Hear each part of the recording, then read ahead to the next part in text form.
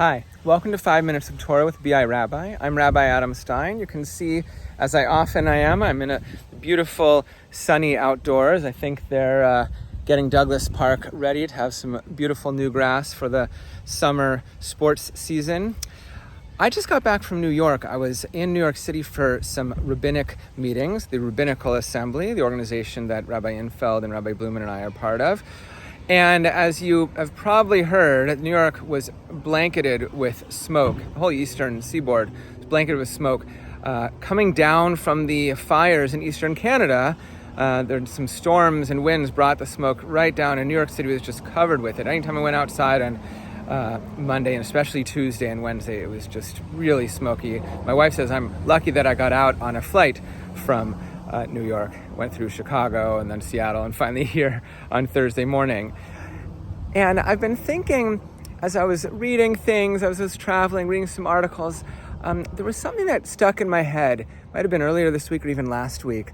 A guy named Leo Allman. He's 83, and he's a Holocaust survivor, which makes him one of the youngest Holocaust survivors because so many who survived the Shoah are now sadly passing away, or in their 80s or 90s or even 100s. And Leo Allman was born in Netherlands, grew up there as a little child, was taken by his parents to be hidden for 2.5 years with a policeman in his family. And he survived, and he got to the US, and he became a lawyer, went to Harvard and Columbia. He was a successful lawyer. He collected baseball cards. He got involved in the National Holocaust Museum, I think the one in Washington, D.C., and the Anne Frank Center of America. Probably spoke a lot about his experience being involved in those organizations, and it's not too common because a lot of Holocaust survivors took a long time to feel comfortable speaking about their experiences. And I said he collected baseball cards. I collected baseball cards. I collected Nolan Ryan cards, the pitcher, Texas pitcher from the 70s and 80s and 90s. But this guy had the biggest Nolan Ryan collection anywhere. He donated it worth over $1 million to a university. But he was such a fan of pitchers and of baseball that he threw the first pitch, a dream of his, for the New York Mets a week or so ago. Beautiful, beautiful profile of him, about the experience. And it got me thinking about, of course, this week's Torah portion.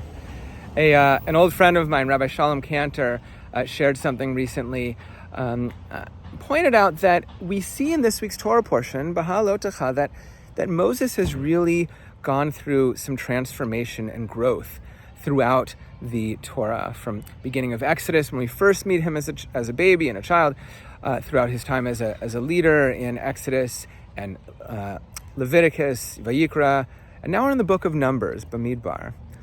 And in this Torah portion, and there's this interesting incident when these two guys named Eldad and Medad, they're prophesying. They're saying all sorts of crazy things. It's like they have the prophetic voice. And Joshua says, Moses, restrain them. They can't be doing this. And Moses says, what do you mean?